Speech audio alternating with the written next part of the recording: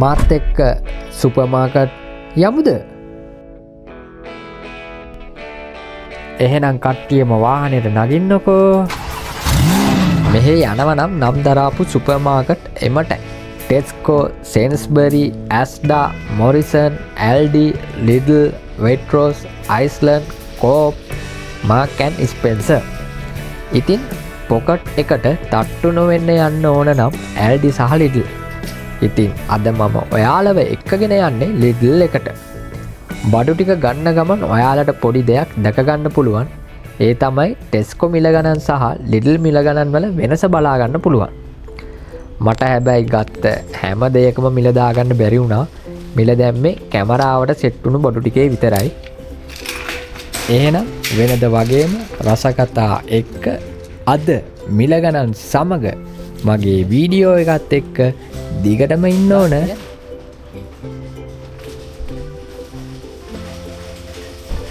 ඉතින් මෙහි මොන සුපර් මාකට් එකට ගියත් පවුමක් දාලා කාට් එකක් ගන්න ඕන. ගොඩක් දුරට මේ හැම කාට් එකකම කිට් සීට් එකක් තියෙනවා. ඉතින් අපි අපේ දෝනිවත් ඒ කිට් සීට් එකට දාගත්තා. අපි දැන් සුපර් මාකට් එක ඇතුළට යන්න හදන්නේ. shopping කරන ගමන් ඔයාලට දැක ගන්න පුළුවන් මිලවල් වල සංසන්දනය. ඉතින් මෙතනදී වම් පැත්තේ තියෙන්නේ අපි දැන් ගන්න බඩු වල මිල ගණන්. ඒ කියන්නේ ලිඩල් එකේ බඩු වල මිල ගණන්. දකුණු පැත්තේ තියෙන්නේ ටෙස්කෝ එකේ අපි දැන් ගන්න බඩු වල මිල ගණන්. මිල ගණන් සංසන්දනය කරනකොට පොඩි ගැටලු ටිකක් මතුවුණා. මොකද සමහර බඩු වල ප්‍රමාණයේ වෙනස්කම්, බරේ වෙනස්කම් සහ බ්‍රෑන්ඩ්ස් වල වෙනස්කම් නිසා ඒ බඩු වල මිල ගණන් මේ වැඩේට ගත්තේ නැහැ.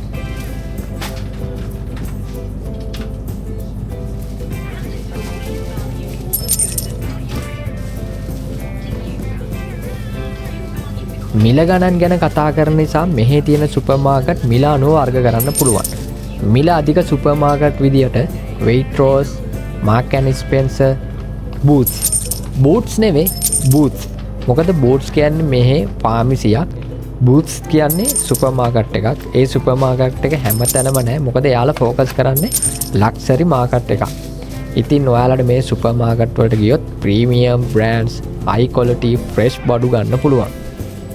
ඊළඟට mid range supermarket Asda, Tesco, Sainsbury, Morrison, Coop. මේ සුපර් මාකට් වලට ගියත් සාමාන්‍ය මිල ගණන් යටතේ බ්‍රෑන්ඩඩ් ක්වොලිටි හොඳ ප්‍රොඩක්ට් වෙරයිටි එකක් තියෙන බඩු ගන්න පුළුවන්. ඊළඟට ලාභ සුපර් මාකට් ඇල්ඩි ලිඩල්. ඇල්ඩි ලිඩල් අඩු මිල ගණන් වට්ටම් දෙන සුපර් මාකට්. ඇල්ඩි ලිඩල් අඩුවට බඩු දෙන්නේ අඩු ක්වොලිටි බඩු නිසාද? නෑ, එහෙම එකක් නෑ. මොකද මේ හැම සුපර් මාකට් එකක්ම UK EU ආහාර ප්‍රමිතියෙන් සපුරන්න ඕන නිසා අඩු ක්වොලිටියට බඩු විකුණන්නන් නෑ. ඉතින් මෙහෙම සුපර් මාකට් වලට ගියාට පස්සේ මම කරන දෙයක් තමයි ලංකාවේ මොනවා හරි ප්‍රොඩක්ට්ස් තියෙනවද කියලා බලන එක. සමහර වෙලාවට මට හම්බ වෙලා තියෙනවා S2 ලංකාවේ ලෙමන් පෆ් තියෙනවා. ඒ වගේම සිලෝන් ටී එක නම් ගොඩක් දුරට හම්බ වෙලා තියෙනවා. එහෙම ඉතින් හම්බුනාම පොඩි ගැම්මක් එනවා. ඉතින් මෙහෙම කියද්දි මතක් වුණ දෙයක් තමයි ඒසියන් අයට ගන්න පුළුවන් ඒසියන් බඩු තියෙන සුපර් මාකට් එකක් තමයි ඇස්ඩා කියන්නේ. ඇස්ඩා වල ඒසියන් සෙක්ෂන් එකක් වෙනම තියෙනවා. අනිත් සුපර් මාකට් වල නම් ඇත්තටම ඒසියන් අයගේ ෆුඩ්ස් ටිකක් අඩුයි. ඒ වගේම ඔය සමහර රටවල් වලට ආවේනික සුපර් මාකට් තියෙනවා. ඒ රටට අදාළ නිෂ්පාදන ගන්න පුළුවන් සුපර් මාකට් තියෙනවා. දැන් මම ඉන්න ඒරියා එකේ නම් ගොඩක් පාකිස්තාන සුපර් මාකට් තියෙනවා. ඒ පාකිස්තාන සුපර් මාකට් වල ලංකාවේ අපිට අවශ්‍ය ඕනම ආහාරයක් තියෙනවා. කලින් සති දෙකක බඩු සාමාන්‍යයෙන් දවසක පඩියකින් ගන්න හැකියාව තිබුණා. දැන් හැබැයි ටිකක් තත්ත්වය වෙනස්. සති දෙකක බඩු ගන්න අවම වශයෙන් දවස් එකහමාරකවත් පඩියක් යනවා.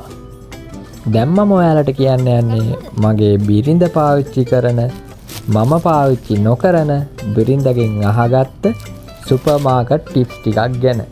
මොකද මම සුපර් මාකට් ගියාට පස්සේ මම ඒව බලන්නේ නැහැ. තියෙන දෙයක් දාගත්තා, ඉක්මනට ගෙදර එනවා. සුපර් මාකට් යනවා නම් ටිකක් කලින් යන්න පුළුවන් නම් හොඳයි, උදේ වරුවට එහෙම. එතකොට ඔයාට එළවලු පළතුරු ෆ්‍රෙෂ් ඒවා ගන්න පුළුවන්. මොකද ටිකක් හවස් වෙන්න ගියොත් ඒවා ඉවර වෙන්න තියෙන සම්භාවිතාව වැඩි. තව yellow sticker deals බලන්න. expire date ළඟ discount කරන බඩු දාන්නේ yellow sticker deals යටතේ. ඊළඟට අපි හැමෝම කරන දෙයක් තමයි loyalty card පාවිච්චි කරන එක. ඊළඟ ගොඩක් වෙලාවට try කරන්න එයාලගම brands ගන්න. මොකද එයාලගේ brands මිල අඩුයි, ගුණාත්මක භාවයනුත් වැඩි. ඊළඟට bulk deals වලට යන්න, multi-pack deals ගන්න යන්න. shopping list එකක් හදාගෙන ගියාම නම් ගොඩක්ම ලේසියි. මොකද මට shopping list එකක් හම්බෙන මොකද මම බඩු ගන්න ගියාට පස්සේ මට මතක නැහැ මොනවද ගන්න තියෙන්නේ කියලා. මම පටපට ගාලා ඒ shopping list එකට අනුව බඩු ගන්නවා. ඊළඟට offers පාවිච්චි කරන්න. ගොඩක් වෙලාවට අපේ බැංක් වලින් අපිට offers දෙනවා, cashback දෙනවා. ඒව පාවිච්චි කරන්න පුළුවන්. ඊළඟට අනිවාර්යෙන් bags අරන් යන්න. මට අමතක වෙන දෙයක් තමයි bags අරන් යන එක. bags අරන් යන්න. නැත්තම් පෙන්ස 30ක් පෙන්ස 40ක් වගේ වියදම් යනවා bag වලට. ඕවා තමයි ඉතින් tips ටික කියන්නේ. ඉතින් මට අමතක වුණු ඔයාලා මොනවා හරි පාවිච්චි කරන tips තියෙනවා නම් අනිවාර්යෙන් comment එකක් දාන්න. අපි දැන් බඩු ටික අරගෙන ඉවරයි. දැන් ඔයාලට බලා ගන්න පුළුවන් Lidl එකට ගියා නම් මේ බඩු වලට කීයක් යනවද? Tesco එකට ගියා නම් මේ බඩු වලට කීයක් යනවද කියලා. අපි Lidl එකෙන් මේ බඩු ටික ගත්ත නිසා අපිට ගියා සම්පූර්ණ වියදම පවුම් 41යි පෙන්ස 2ක්. ඉතින් අපි Tesco එකෙන් මේ බඩු ටික ගත්ත නම් අපිට යනවා පවුම් 51යි 71ක්. දැන් ඔයාලට බලා ගන්න පුළුවන් මේ ප්‍රයිස් වල ඩිෆරන්ස් එක. පවුම් 10යි පෙන්ස 69ක් ලාභයි මම Lidl එකට ගිහිල්ලා මේ බඩු ටික ගත්ත නිසා Tesco එකට ගියා නම් මට පවුම් 10යි 69ක් පාඩුයි. අදට අපේ shopping වීඩියෝ එක මෙතන ඉවරයි. අනිවාර්යෙන් මගේ අනිත් වීඩියෝස් බලන්න.